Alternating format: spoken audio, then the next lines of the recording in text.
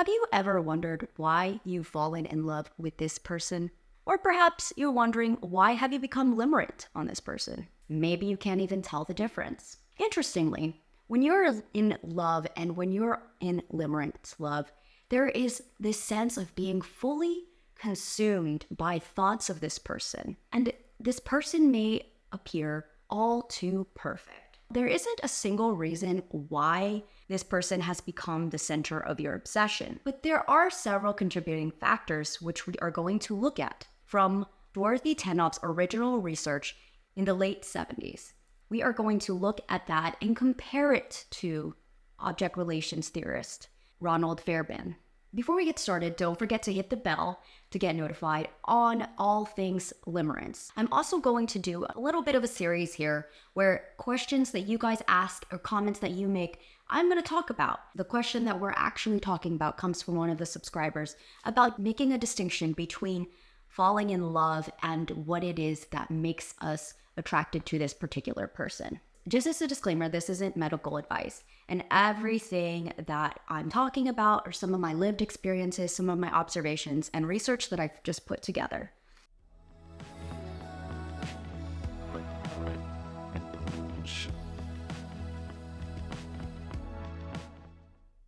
Let's start from the beginning with talking about Tenoff's original research. She didn't explicitly assign any particular psychodynamic or psychoanalytic framework such as object relations theory. But over time, what we start to see is that there are some connections between her observations of the phenomenon and attachment theory and object relations theory, which gives us a deeper look at the more unconscious aspects and motivations to why people become limerent over a particular person. Instead, what she did in her original research was compile patterns of behavior and emotional experiences associated with people that she interviewed. So here's a brief list of some of the things. We're not going to go over each of the things on this list, but I want to point out some specific ones that I think really point to why this person and why limerence instead of romantic love.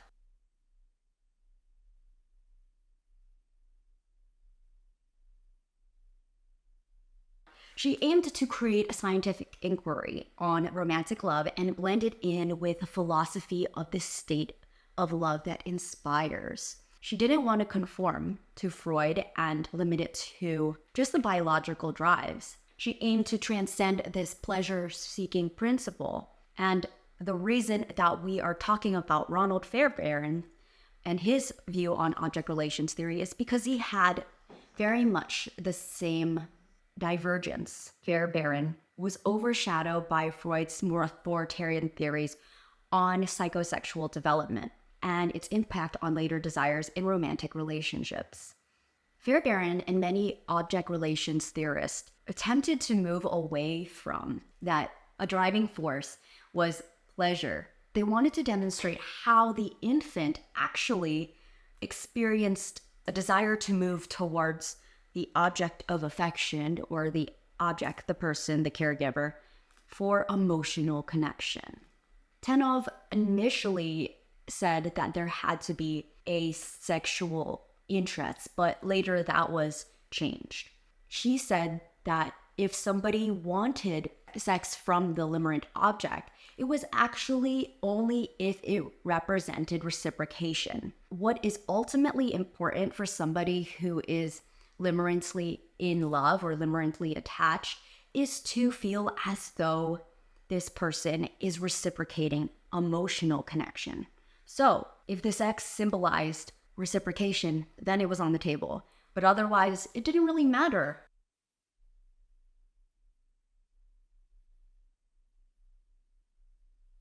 Okay, let's back up here for a moment just in case you didn't catch that, because we're going to be looking at some models that differentiated from Freud's ideas of libidinal development. Libidinal development, to Fairbairn, was emotional rather than sexual.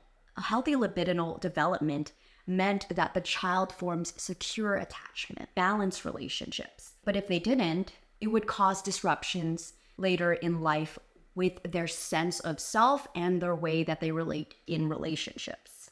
So forming these attachments early in childhood was a reflection of the ways that they would form attachments in their adult lives. Why are we talking about libidinal development? I think that people who are prone to limerence and the people that become limerent objects to the limerent sufferer is actually somebody who reflects that longing that they have within them. And we're going to look at this specifically from the different theories that is presented by Fairbairn's perspective on object relations, which is through the transitional states and the neurosis that is derived from those, specifically the hysterical technique.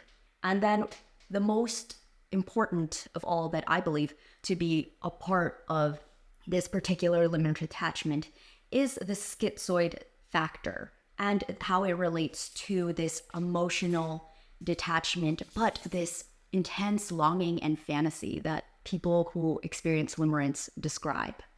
And before we go any further, I know that this is a lot of psychobabble. So I included some of the links in the description. If you want to do some of your own research and synthesize some of this information, please definitely do. Add to this discourse. Tell me what you think some of the contributing factors are that make people fall in love with this particular person and just fall in love in general. And I mean limerent love, not romantic love. I'm going to talk about those distinctions.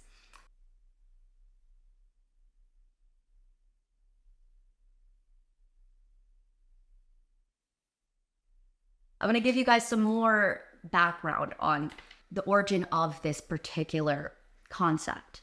Tenov never really wanted to boil this experience of love down into just a psychopathology. In fact, she didn't seem to say that there was any correlation or consistent findings of any well-known mental illness with those limerent sufferers. What I found was interesting was that when she interviewed some of these people who had experienced limerence, there was no discrimination with gender, age, orientation, but she did find it afflicted the creative type, maybe disproportionately the creative type, not just because limerence is sort of like a creative process in which it is involuntary and subconscious.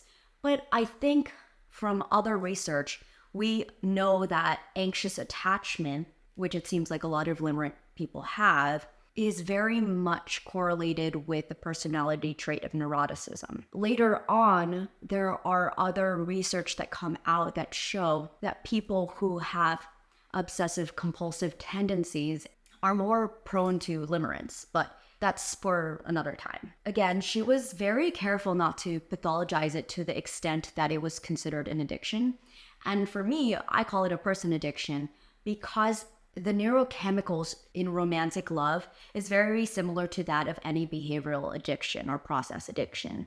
That there is this hit of dopamine and the reward system and this pain and pleasure aspect to limerence. She made that distinction again that it wasn't an addiction and it was more so an altered state of mind, meaning that it was more of a style of attachment that affected your mood, your cognition, and your perceptions. While most people are familiar with attachment theory, which is the splitting of secure and insecure parent and how responsive your parent was in infancy, people aren't as familiar with object relations theory, but I'd like to use that as the foundation for understanding limerence because it talks about more of the internal representation of the object or of the romantic partner, rather just the surface of how they are interacting with one another. Because a lot of limerence is what happens on the inside of somebody's fantasies and of their longings. So object relations theory diverge into the limerent fantasies, which if you want to learn more about, check out this other video.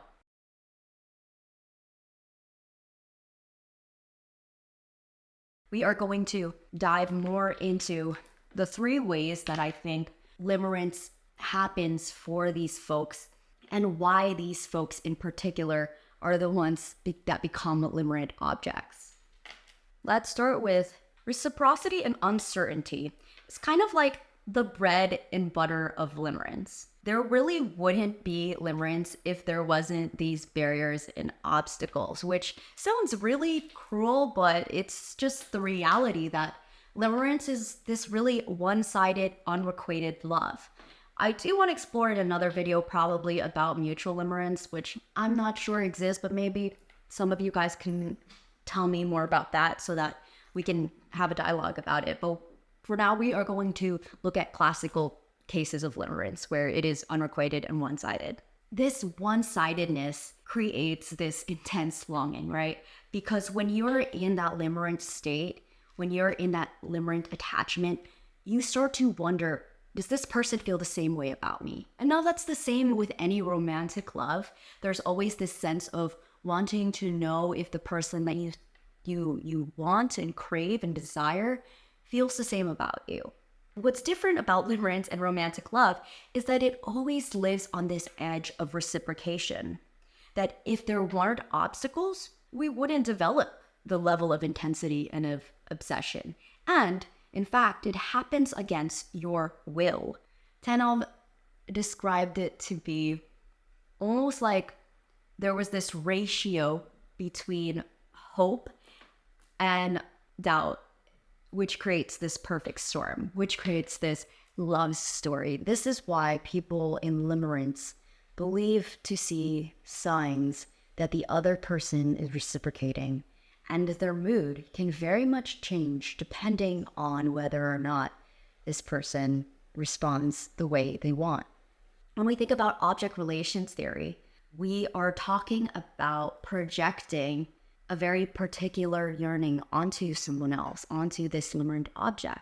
And as Tanov would put it, for the process to fully develop, some form of uncertainty or doubt, or even some threat to reciprocation appears necessary. There is considerable evidence that an externally imposed obstacle, such as Romeo and Juliet, met in the resistance of family and society, may also serve. In that, she's also talking about external obstacles and plausible reciprocation. And it ties in closely with Fairbairn's schizoid defenses. I think an easy way to understand schizoid defenses is to think of internal preoccupation and external detachment. So on the inside, this person is longing and yearning to be connected to the other, but on the outside, they might appear distant. One of Fairbairn's greatest contribution was schizoid factor because it started to talk about borderline states or splitting states, which in order to understand how this happens, we have to understand what it means in our early stages of infancy. Let's look at this particular model. I also included these models in the link if you want to check it out.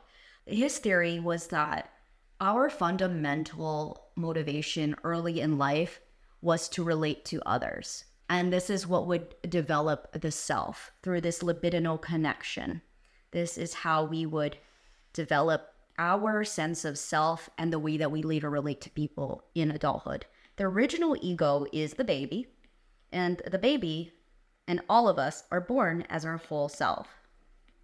And we're connecting to the parent and wanting to feel loved and to have our needs met by them by feeling as though we are accepted and loved. When the baby doesn't feel this sense of acceptance and love, which is what we call the primary trauma, which is actually universal because there's no way that we can feel this unending certainty of being loved, and to some degree our parents and those we are dependent on will disappoint us.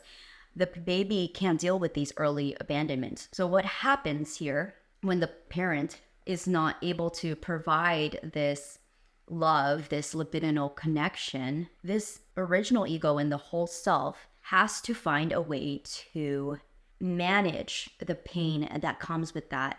So what they do is they take a retreat from dangers in relationships. So this is how the schizoid position develops. Now we're looking at the second model where the split has taken place. And again, this is the parent or caregiver. And this is now considered the central ego. instead of the whole self or the original ego. The self has changed and it has become more so ambivalence of their relationship to the parent through this manageable inner relationship. So who is this ideal object? This ideal object is the ideal parent. It relates to this ideal parent as a way to maintain their sanity from having had this bad experience. They've internalized aspects that feel more tolerable. I'll talk about the third model when we talk about repression of this. We're going to focus more on this side. We are going to talk about how when this process is repressed, what starts to happen when you see this arrow going upwards is that, and when I say repress, I mean like they are trying to block out this feeling of wanting, of connecting. So they become this libidinal ego. They fragmented themselves, the baby, and this is now their accepted self. The accepted self is repressed, which is the part of them that they feel is too needy. So this needy self is repressed.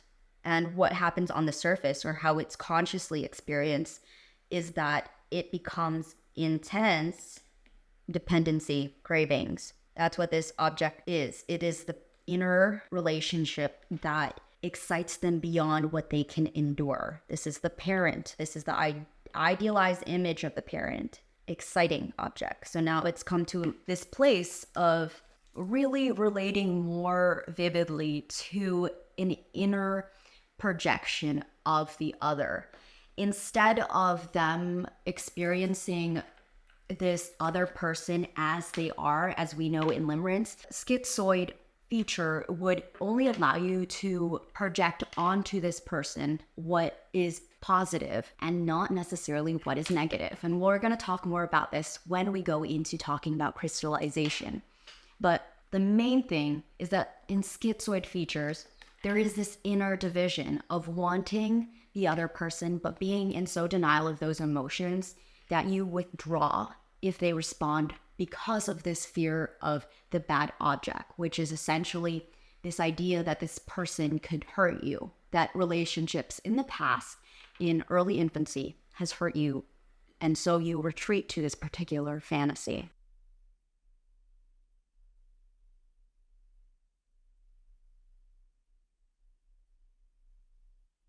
I guess before we go any further, I want to make some distinctions about schizoid features. Because when people hear schizoid, they might think of schizophrenia, they might think of schizoid personality disorder and such. But when I talk about schizoid features, I'm talking more about the personality structure and how somebody relates to another being.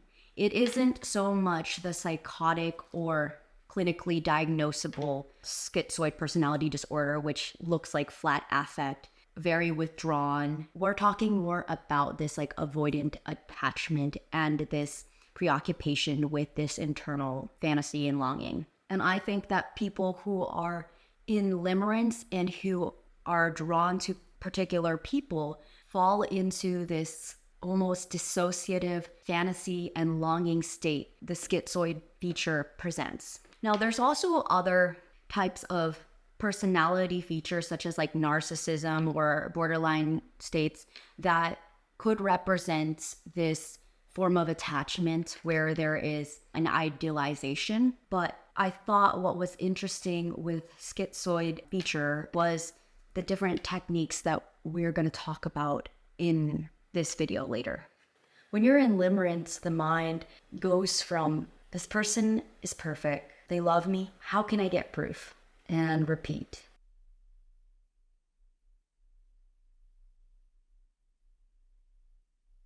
The second part to this is the familiarity and emotional resonance. Most people who fall in love describe feeling like this person is familiar, almost like a soulmate, or that there's this sense of coming home. What is this about? I think I want to share a little bit about imago theory. It comes from object relations theory, and it's similar to object relations theory. Only difference is that there is a more conscious way of using these projections. Imago means image in Latin, In therapy, you work on a conscious level to utilize this unconscious image of the familiar love. So, in imago theory, they believe that when you choose a partner, it's always unconscious, that there's some sort of mental blueprint and emotional response that you have when you meet the other who you have chemistry with, because they have qualities that are both good qualities and bad qualities from your parents. In imago therapy, they very much believe this is why this person fits the puzzle of creating a conscious relationship, because they do have the qualities that can create an emotionally corrective experience that can be quite healing if both people are willing to recognize that they very much love each other for all the things that they also dislike about each other. We know that there is the good object, which represents the loving, nurturing, and attentive side of our parent and or caregiver. And then there's the bad object, which represents the caregivers that are neglectful, rejecting, or emotionally unavailable. So we internalize both good and bad, and that's how we essentially choose our partners. I mean, this is just one theory. There's a lot. There's Helen Fisher's theory on the evolutionary aspects to it, and this is just one. The link is in the bio if you want to learn more about imago theory. But now what happens and what is different from romantic love and with limerence is that there is this involuntary, obsessive, and intrusive way of attaching to this person that remains stuck in that space. Familiar being who you want them to be, who you long for them to be, and what is reflected narcissistically. And what is similar here in this familiarity and emotional resonance is that there is a long-standing projection, much like the schizoid feature. This person projects onto the external object almost chronically. So this fantasy that you want this loving parent who makes you feel understood, that makes you suddenly see with new eyes, is just a projection of attachment injuries. Now, this emotional resonance or love or attachments to this LO is often, interestingly, from afar and secretive, much like a person who has schizoid features, where they feel as though relationships, rejection, and all those bad things externally are too scary to approach.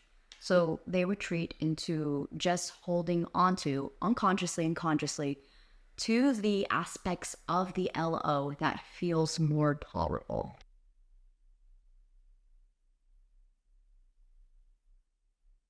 Let me directly answer the question with this last point on idealization. When we're talking about romantic love, we're talking about looking at the lover with rose-colored glasses, in a process Tenov would call crystallization. She actually borrowed this from French writer Stendhal in his 1821 Tristy on love, de l'amour. The term crystallization was inspired by Stendhal's journey to the salt mines near Salzburg, where he witnessed salt crystallization and how it illuminated and grew almost overnight on the branches of the trees and made them even more beautiful. Much like romantic love, which almost happens overnight, it feels as though we see only the attractive qualities of the lover, object of shimmering beauty. What she found really interesting was how crystallization fashions an image of perfections from the LO's actual attractive features, the process being one of emphasis rather than complete invention. It was fascinating for her to realize that many of these people had an ability to really point out the very good qualities about these LOs. They were not hallucinations. These were things that are so minute, but like these crystals growing on this twig, these limerence sufferers were so able to overlook some of the negative qualities of the person. It was said that he drew this picture of how love unfolds in 4 stages on the back of a playing card. He described it to be from Bologna to Rome, and that by the time he was in Rome, he was in love. It starts with admiration, marveling at the qualities of the loved one, an acknowledgement where you start to recognize how lovely it feels. You like seeing them, touching them, sensing them, and being as close to this lover as much as possible. And then there's the hope, where you envision what it would be like to win the love of that person.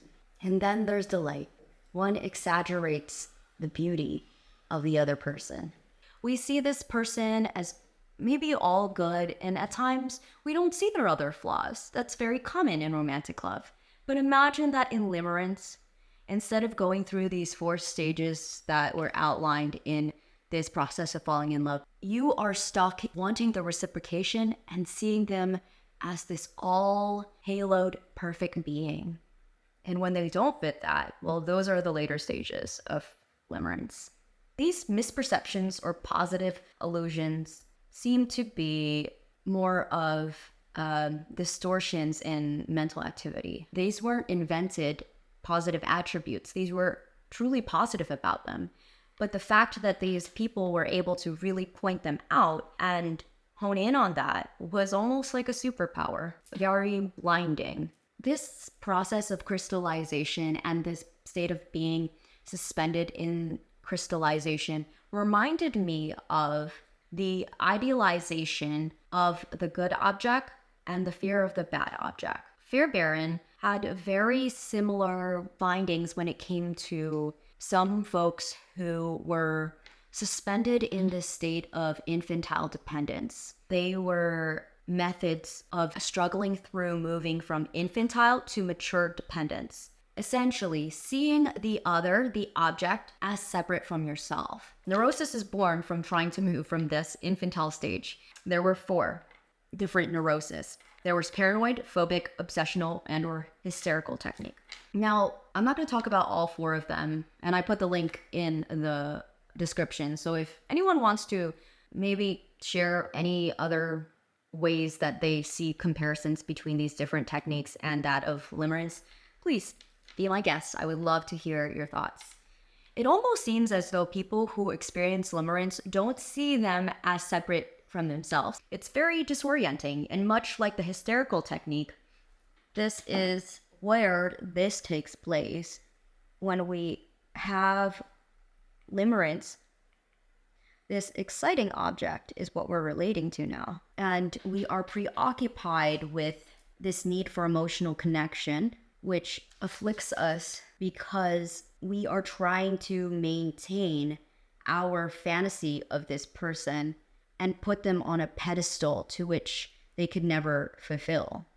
This search for validation that comes from this exciting object is very one-sided, and it's very displaced in this emotional suffering of choosing unavailable partners.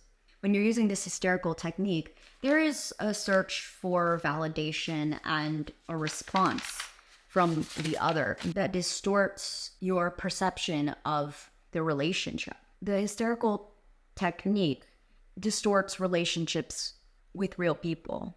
Tenov would suggest that one move out of Limerence, and there's 3, I believe, ways that she talks about it. But in Fairbairn's notion of healthy libidinal development, the person has to develop mature dependence, which is, again, to see the other person as separate from themselves and to not resort to immature defenses like splitting or regressive reenactments.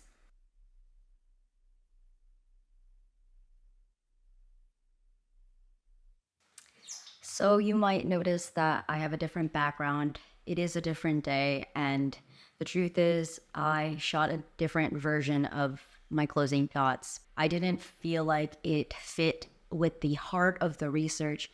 I wanted it to be grounded and more applicable to our day-to-day and your lived experience of Limerence. And I've put it that love was a human religion, and Limerence, in a sense, was the person they believed in. And adding a scientific inquiry into romantic love and trying to understand and pinpoint what it is and how it works doesn't necessarily take away from the beauty of it.